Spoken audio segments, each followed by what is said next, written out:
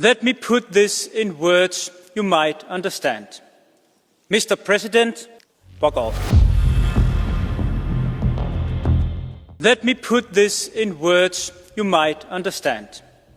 Mr. President, fuck off. I'm sorry, colleague, that is inappropriate in this room. There will be consequences to your explanative. Det er jo interessant, at det bliver en semantisk øvelse.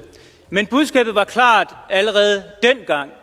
Nemlig, at det eneste sprog, Trump forstår, er det direkte, og at den eneste afvisning, som Trump respekterer, er en uden et men. Men alligevel har vi set, at siden da har Europa givet efter.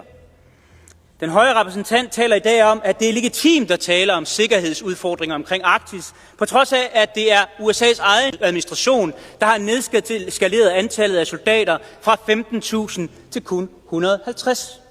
Vi taler om, at det er legitimt at tale om råmaterialerne på Grønland og de sjældne jordarter, på trods af, at det er grønlænderne, der har en ret til at beslutte om, hvordan og hvorledes de skal udvindes. Og vi har lavet en handelsaftale, som indtil det her hus indtil for nyligt gladeligt ville have skrevet under på, selvom den lavede tårnhøje toldtariffer på Europa, men ingen på USA. Vi har endda lovet at investere mere i Trumps økonomi.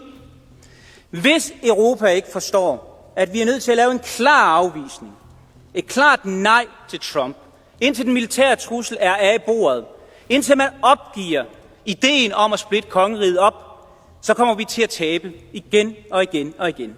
Og derfor håber jeg, at Europa nu er klar til at vågne op, gå væk fra skåltalerne og over til handling. Tak for ordet.